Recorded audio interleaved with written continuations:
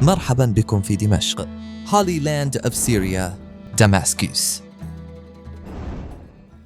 آپ صلی اللہ علیہ وسلم نے فرمایا، اے اللہ ہمارے ملک شام اور یمن میں برکت عطا کر دے، اور یہ دعا آپ نے 3 دفعہ فرمائی۔ السلام علیکم۔ شام کا نام جب بھی آتا ہے ہمارے ذہن میں خانہ جنگی اور دہشت گردی ہی آتی ہے، کیونکہ کئی دہائیوں سے یہ ملک خانہ جنگی کا شکار رہا ہے، لیکن یہ ملک اسلامی لحاظ سے بہت اہمیت رکھتا ہے۔ دمشق شام کا ایسا شہر ہے جہاں قدم قدم پر آپ کو زیارت دیکھنے کو ملے گی۔ ان میں سے بہت سی زیارات کا تعلق واقعہ کربلا سے ہے۔ بشر الاسد کے جانے کے بعد دمشق میں لوگوں کی زندگی کیسی ہے؟ یزید کی قبر کو کن گلیوں میں چھپا کر بنایا گیا ہے؟ دمشق کا آدھا شہر کیوں قیامت کا منظر پیش کرتا ہے جبکہ باقی شہر کا حصہ مکمل طور پر ڈیولپ ہے؟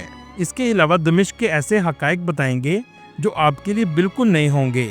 چلیں اب نکلتے ہیں دمشق کے ایک شاندار تاریخی سفر پر۔ Welcome to Damascus. دمشق شام کا دارالحکومت اور دنیا کے قدیم ترین مسلسل آباد شہروں میں سے ایک ہے۔ یہ شہر تاریخی اہمیت، ثقافتی ورثے اور خوبصورت اسلامی فن تعمیر کے لیے پوری دنیا میں فیمس ہے۔ دمشق کی کل آبادی 26 لاکھ کے قریب ہے۔ اس شہر کا کل رقبہ 105 مربع کلومیٹر ہے۔ یہ شہر 6000 سال سے بھی زیادہ پرانا ہے۔ اس شہر نے کئی جنگیں دیکھی ہیں۔ ان جنگوں کے نشان آج بھی موجود ہیں۔ پچھلے 50 سال سے یہ ملک پسماندگی کا شکار ہے۔ بہت سے لوگ مشکل سے زندگی کا گزر بسر کر رہے ہیں، لیکن اس کے باوجود یہاں کے لوگ بہادر اور مہمان نواز ہوتے ہیں۔ یہاں کے لوگ عربی زبان بولتے ہیں۔ عربی کے ساتھ ساتھ فرینچ اور کردش زبان بھی بولی جاتی ہے۔ حالت جنگ میں رہنے کے باوجود آج بھی یہاں کے لوگوں نے اپنی ثقافت کو زندہ رکھا ہے۔ اس وجہ سے یہ مڈل ایسٹ کے سب سے قدیم اور تاریخی ملک میں آتا ہے۔ بہت سے صحابہ کرام نے بھی یہاں قدم مبارک رکھے ہیں۔ اس کے علاوہ واقعہ کربلا کا اہم تعلق بھی دمشق سے ہے، جو آگے ہم آپ کو ویڈیو میں بتائیں گے۔ دوستو، اس شہر میں بہت سے فلسطینی، عراقی، لبنانی اور کردش لوگ آباد ہیں۔ دمشق کو اولڈ کیپٹل آف ورلڈ بھی کہا جاتا ہے۔ اس کے علاوہ دمشق کو شہر یاسمین بھی کہتے ہیں۔ یہ نام اس کی خوبصورتی اور گہری تاریخ کی وجہ سے رکھا گیا ہے۔ دوستو، اس کے قدیم ہونے کا اندازہ آپ یہاں سے بھی لگا سکتے ہیں۔ حضرت آدم علیہ السلام کے بیٹے حابیل علیہ السلام کی قبر بھی دمشق میں موجود ہے، اور یہیں سے اندازہ ہوتا ہے کہ دنیا کا پہلا قتل بھی اسی شہر میں ہوا تھا۔ لیکن یہ قبر ان کی ہی ہے، اللہ ہی بہتر جانتا ہے۔ دوستو، سوچنے کی بات یہ ہے کہ دمشق اور شام کے حالات کیوں ایسے رکھے گئے ہیں۔ اس کا جواب یہ ہے کہ اسرائیل ہمیشہ شام کو کمزور دیکھنا چاہتا ہے تاکہ شام کبھی بھی فلسطینیوں کی مدد نہ کر سکے۔ دوستو، یہاں کے کچھ لوگوں کا کہنا ہے کہ دمشق کے حالات بشر الاسد کے جانے کے بعد بہت بہتر ہونا شروع ہو گئے ہیں۔ اگر بات کریں اس شہر کی تاریخ کی تو 636 عیسوی میں جنگ یرموک کے بعد یہ شہر مسلمانوں کے قبضے میں آ گیا۔ 661 عیسوی سے 750 عیسوی تک دمشق اموی حکومت کا دارالحکومت رہا۔ عباسی خلافت میں شام بغداد کے متحد تھا۔ 12ویں صدی میں صلاح الدین ایوبی نے دمشق کو فتح کیا۔ اس ملک میں استعمال ہونے والی کرنسی سیرین پاؤنڈ ہے۔ ایک پاکستانی روپے کے بدلے 46 سیرین پاؤنڈ ملتے ہیں۔ اس شہر میں رہنے والے لوگوں کے کاروبار کا انحصار یہاں آنے والے ٹورسٹ پر بھی ہے۔ دمشق شہر کا سب سے اہم مقام اموی مسجد ہے، جو تاریخی لحاظ سے بہت اہمیت رکھتی ہے۔ چلیں سب سے پہلے آپ کو لے کر چلتے ہیں اموی مسجد کی طرف۔ یہ امیین ریاست کی سب سے بڑی علامت سمجھی جاتی ہے۔ یہ مسجد علم و ثقافت کی مرکز تھی۔ اس مسجد کو 715 عیسوی میں تعمیر کیا گیا تھا۔ اس مسجد کے ارد گرد بہت سے بازار موجود ہیں۔ دوستو، کیا آپ جانتے ہیں یزید بھی اس دربار میں بیٹھا کرتا تھا، اور واقعہ کربلا کے بعد حضرت امام حسین علیہ السلام کی بہن بی بی زینب سلام اللہ علیہا اور حضرت زین العابدین رضی اللہ تعالیٰ عنہ کو بھی زنجیروں میں باندھ کر اسی بازار سے گزارا گیا۔ اس کے بعد جو آپ مسجد کی جگہ دیکھ رہے ہیں، سادات کے قافلے کو یہاں لا کر کھڑا کیا گیا تھا۔ اس مسجد کے بارے میں کچھ روایات یہ بھی ہیں کہ حضرت عیسیٰ علیہ السلام جب اس دنیا میں واپس آئیں گے تو اسی مینار پر اتریں گے۔ مسجد کے صحن میں ایک بیت المال بنایا گیا تھا، مطلب 1400 سال پہلے عوام کے ٹیکس کا پیسہ اس کے اندر رکھا جاتا تھا، اور اس کو 7 تالے لگائے گئے تھے، اور ان کی چابیاں 7 بھروسہ مند لوگوں کو دی گئی تھیں تاکہ پیسہ کوئی بھی چوری نہ کر سکے۔ مسجد کے صحن میں ہی وضو خانہ بھی بنایا گیا ہے۔ یہ جو آپ موزیک اور آرٹ ورک دیکھ رہے ہیں، یہ بھی 1400 سال پرانا ہے اور آج بھی اپنی اصلی حالت میں موجود ہے۔ حضرت یحییٰ علیہ السلام کا سر مبارک بھی اسی مسجد میں دفن کیا گیا ہے، حضرت امام حسین علیہ السلام کے سر مبارک کو بھی اسی مسجد میں رکھا گیا تھا۔ اس مسجد کے سامنے صلاح الدین ایوبی کا مزار بھی موجود ہے۔ صلاح الدین ایوبی تاریخ کی وہ شخصیت ہیں جنہوں نے بیت المقدس کو فتح کیا تھا۔ چلیں آپ کو اب اس مسجد سے لے کر چلتے ہیں بی بی زینب سلام اللہ علیہا کے روزے پر، جہاں لاکھوں زائرین آتے ہیں۔ آپ کا روزہ دمشق کے علاقے زینبیہ میں موجود ہے۔ یہ بہت وسیع اور خوبصورت بنایا گیا ہے۔ کربلا کے واقعے کے بعد آپ کو کربلا سے کوفہ اور پھر کوفہ سے شام میں دمشق کے بازاروں سے گزار کر لایا گیا تھا۔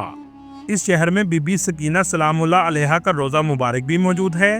شیعہ زائرین بڑی تعداد میں آپ کو یہاں نظر آئیں گے، لیکن یہ تمام ہستیاں صرف شیعہ زائرین کے لیے اہم نہیں بلکہ دنیا کے ہر مسلمان کے لیے اہمیت رکھتی ہیں۔ چلیں یہاں سے آپ کو دمشق کے ایک اور زیارت کی طرف لے کر چلتے ہیں۔ حضرت محمد صلی اللہ علیہ وآلہ وسلم کی دو زوجہ اماں ام سلمہ سلام اللہ علیہا اور اماں ام حبیبہ سلام اللہ علیہا کا روزہ مبارک بھی اس شہر میں موجود ہے۔ یہ دونوں روزے ایک ساتھ بنائے گئے ہیں۔ دوستو دمشق میں ایک بہت تاریخی قبرستان موجود ہے جس کا نام باب الصغیر ہے۔ اس جگہ اسلام کے سب سے پہلے مؤذن اور آپ صلی اللہ علیہ وآلہ وسلم کے ہر دل عزیز صحابہ حضرت بلال رضی اللہ تعالیٰ عنہ کا روزہ مبارک بھی موجود ہے، جہاں ہزاروں مسلمان جا کر سلام پیش کرتے ہیں۔ حضرت بلال رضی اللہ تعالیٰ عنہ نے اسلام کی خاطر بہت قربانیاں دی ہیں۔ اس کے علاوہ حضرت امیر معاویہ رضی اللہ تعالیٰ عنہ کی قبر بھی اسی قبرستان میں موجود ہے۔ حضرت امام حسین علیہ السلام کی بیٹی بی بی رقیہ سلام اللہ علیہا کا روزہ مبارک بھی دمشق میں موجود ہے۔ اب یہاں سے بھی اندازہ لگا سکتے ہیں کہ اسلامی لحاظ سے دمشق کی اہمیت بہت زیادہ ہے۔ دوستو یہ جو گلیاں اور گھر آپ دیکھ رہے ہیں یہ بنی امیہ کے خاندان کے لوگوں کے تھے، لیکن آج یہ زیادہ تر کھنڈر بن چکے ہیں۔ کچھ لوگوں کا کہنا ہے کہ یہاں یزید مردود کی قبر بھی موجود ہے جس کو چھپایا گیا ہے تاکہ لوگ آ کر قبر کی توہین نہ کریں۔ یہ قبر امیین مسجد کے بالکل قریب ایک رہائشی علاقے کے اندر تنگ گلیوں میں بنائی گئی ہے جہاں بہت کم لوگ آتے ہیں۔ دوستو آج اس قبر کا حال دیکھیں۔ یہ شخص اپنے دور کا ظالم بادشاہ تھا اور بہت غرور کرتا تھا، اور آج یہ گمنام جگہ پر دفن ہے۔ یزید کے دربار کے ارد گرد آپ کو فحاشی بھی نظر آئے گی، اور اس جگہ صرف مسلمان نہیں آتے بلکہ پورے یورپ سے بڑی تعداد میں لوگ آتے ہیں۔ دمشق میں مختلف مذاہب کے لوگ رہتے ہیں جس میں مسلم، مسیحی اور یہاں تک کہ یہودی بھی آباد ہیں۔ دمشق کے اولڈ ٹاؤن کا لوگ ضرور وزٹ کرتے ہیں جہاں تنگ گلیاں اور قدیم زمانے کے گھر موجود ہیں۔ یہ جو آپ دروازہ دیکھ رہے ہیں آپ کو لگے گا ہی نہیں کہ اس کے اندر بہت خوبصورت کیفے موجود ہے۔ یہاں کے لوگ شیشہ اور سگریٹ بہت زیادہ پیتے ہیں۔ اگر آپ شام کے کلچر کو دیکھنا چاہتے ہیں تو اولڈ مارکیٹ کا ضرور وزٹ کریں جو آج بھی اپنے کلچر کو زندہ رکھے ہوئے ہے، جو اموی مسجد کی دیوار کے ساتھ بنائی گئی ہے۔ ان دکانوں کا آرکیٹیکچر بہت خوبصورت نظر آتا ہے۔ یہ مارکیٹ آج سے 500 سال پہلے بھی اسی طرح کی تھی۔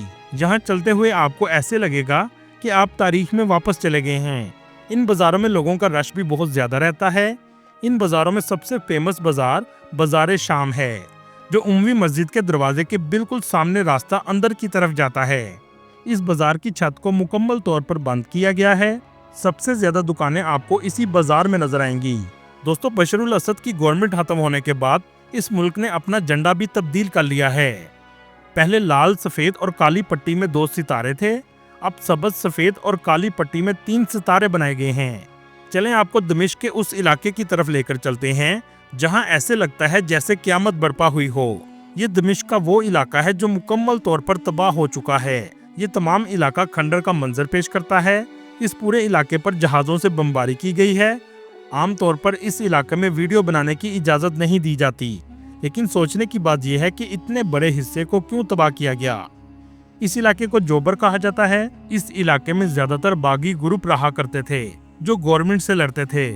گورنمنٹ نے ان کو ختم کرنے کی بجائے پورے علاقے کو ہی ختم کر دیا۔ اس علاقے کو دیکھ کر ایسا لگتا ہے جیسے کوئی قیامت آئی ہو۔ جوبر کا ایریا گزرتے ہی دمشق کا ڈیولپ ایریا شروع ہو جاتا ہے جس کو دیکھ کر لگے گا ہی نہیں کہ یہاں سے 500 میٹر دور تباہی ہوئی ہے۔ بشار الاسد کے بعد ملک کے نئے پریزیڈنٹ احمد الشرا ہیں جو شام کے ایک باغی گروپ میں سے ہی آ کر منتخب ہوئے ہیں۔ اس علاقے میں سلطنت عثمانیہ کا بھی قبضہ رہا۔